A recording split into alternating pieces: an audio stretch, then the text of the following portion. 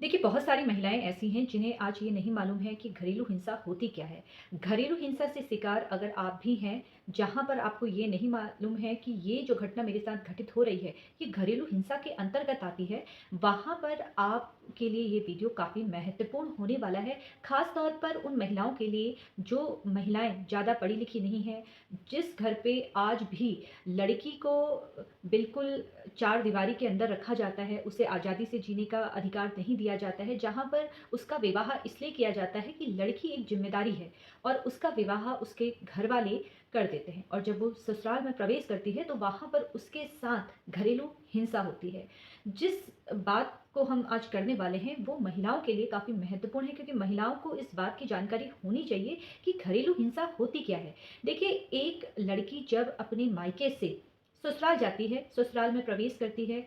अब जब प्रवेश करती है, उसके बाद लड़के के घर वाले सास के द्वारा, ननद के द्वारा या स्वयं पति के द्वारा बार-बार पत्नी का अपमान किया जाता है।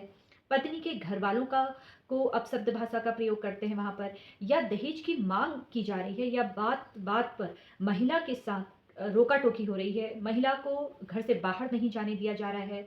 महिला को मानसिक यातनाएँ दी जा रही हैं, जहाँ पर बार-बार उसके काम में ये कहा जाता है कि तुम सही तरीके से नहीं कर रही हो, तुम्हें काम करना नहीं आता है या तुम्हारे माता-पिता के द्वारा तुम्हें सही तरीके से नहीं सिखाया गया है। तो ये सारी चीज़ें घरेलू हिंसा के अंतर्गत आता है। महिलाओं को लगता है कि जब कोई बहू पर अत्याचार हो, यानी कि बहू के साथ मार-पिटाई हो, उसकी सास के द्वारा, उसकी ननद के द्वारा या उसके पति के द्वारा जब हाथ उठाया जाता है, तो वो घरेलू हिंसा होती है। घरेलू हिंसा शारीरिक और मानसिक दोनों प्रकार से होती है। जहाँ पर एक महिला पढ़ी-लिखी है, वो बाहर जाकर काम नहीं कर सकती है। वहाँ पर उसके ससुराल वाले ये कहते हैं कि तुम्हें बाहर नहीं जाना है, तुम्हें नौकरी नहीं करना है, जबकि जो लड़की है यानी कि महिला है, वो चाहती है नौकरी करना, लेकिन पति के द्वारा या घर के अन्य सदस्यों के द्वारा, सास-ससुर के द्वारा उसे जाने नहीं दिया जाता है। तो ये सारी चीज़ें भी मानसिक हिंसा के अंतर्गत आती है, यानी कि घरेलू हिंसा ये आपके साथ हो रही है। बहुत सारी महिलाओं को ये लगता है कि जब हमारा विवाह हो जाएगा, तो विवाह होने के बाद हमारे जीवन का जो डिसीज़न है, वो हमारे पति के द्वारा ही लिया जाएगा। जहाँ पर एक महिला काम करना चाह रही है, लेकिन पति उसे नहीं करने दे रहा है, तो ये एक प्रकार की घरेलू हिंसा है। जो बात महिला को नहीं मालूम कि उसके साथ घरेलू हिंसा हो रही है।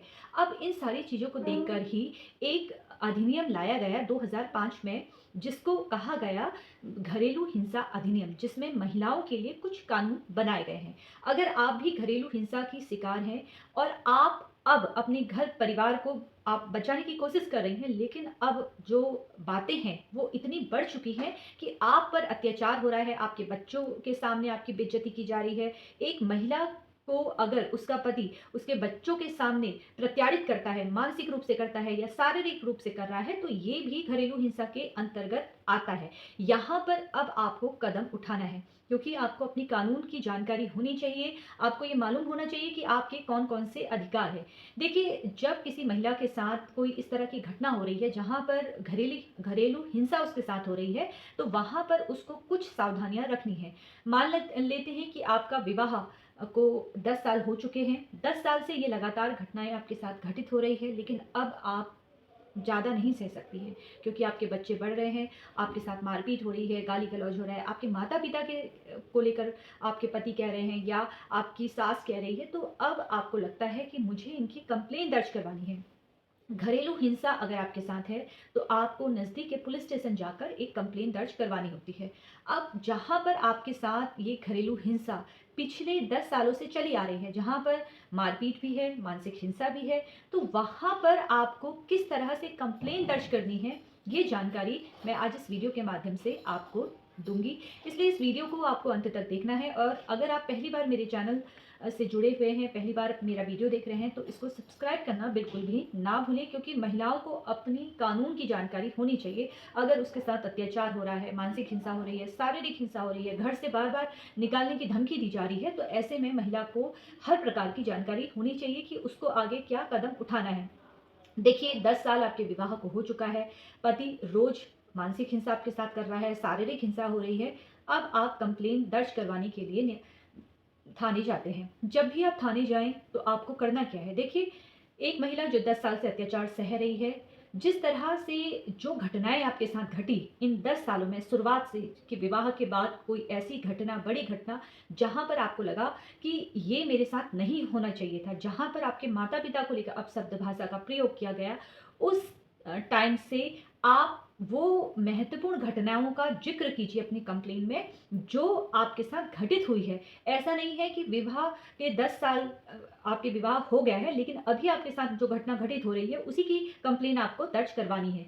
आप विवाह जब आपका विवाह संपन्न हुआ था, विवाह के बाद जो भी आपकी घटना आपके साथ हुई है, उन सब का ज़िक्र आपको करना है। आपको करना क्या है, उस तारीख और उस दिन को आप ध्यान में रखिए। अब आपको लगता है कि इतना लंबा समय था, तो हमें तारीख याद नहीं है, दिन याद नहीं है।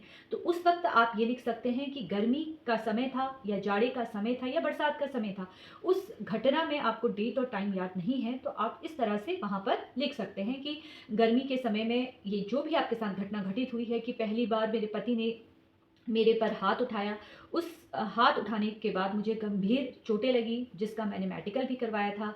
ये सारी चीज़ें एक आप डायरी में नोट करते रहिए।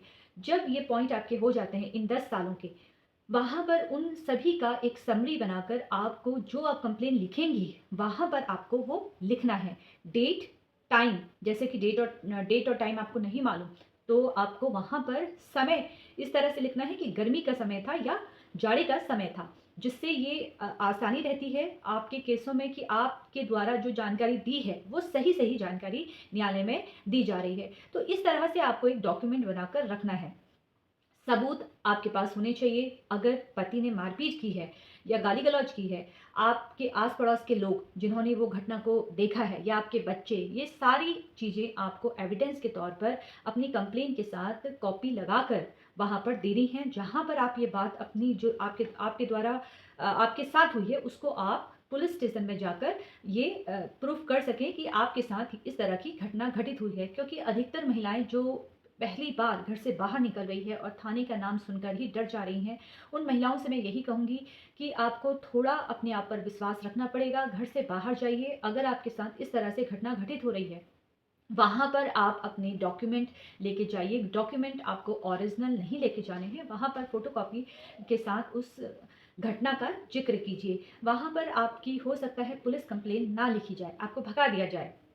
क्योंकि महिला आज तक घर से बाहर नहीं निकली है, उसे पुलिस वालों को देख के डर लगता है कि मुझे कहीं मुझे बंद ना कर दें या मेरी बातों को नहीं सुनेंगे तो क्या होगा? अगर आप एक डॉक्यूमेंट इस तरह से बना के लेके चलती हैं, जहाँ पर सारी घटना का ज़िक्र है, इन 10 सालों में या 5 सालों के विवाह में आपके साथ इस प्रकार की घटना हो रही है, तो उसका डिटेल आप लिखिए, विटनेस के नेम भी वहाँ पर आप लिख सकती है। इन सभी चीज़ों को लेकर आप जाइए, कॉन्फिडेंस से आप जाइए, अपनी बात रखिए। अगर आपके पास सबूत है, आपके पास एविडेंस है, विटनेस के नाम आपको वहाँ पर लिखने हैं कि जब ये घटना घटित हुई, तो यहाँ पर मेरे पड़ोस के जो भी अंकल-आंटी रहते थे, उन्होंने इस घटना को देखा। ये सारी चीज़ें आपको वहाँ पर लिखनी है।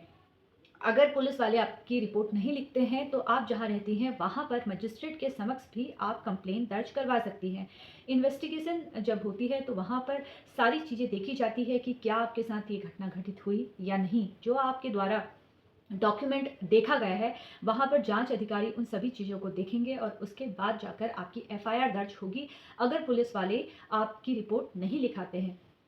कहने का तात्पर्य है कि अगर किसी महिला के साथ अत्याचार हो रहा है, मानसिक रूप से हो रहा है या शारीरिक रूप से हो रहा है, तो उसे आवाज़ उठानी चाहिए, उसे तुरंत न्यायालय जाना चाहिए या नज़दीक के पुलिस स्टेशन जाना चाहिए, जहाँ पर अब उसको लगता है कि उसके साथ अत्याचार बढ़ता ही चले जा रहा है, उसके बच्चों के साथ अत्याचार हो रहा है, तो ऐसी अवस्था में तुरंत कदम उठाइए।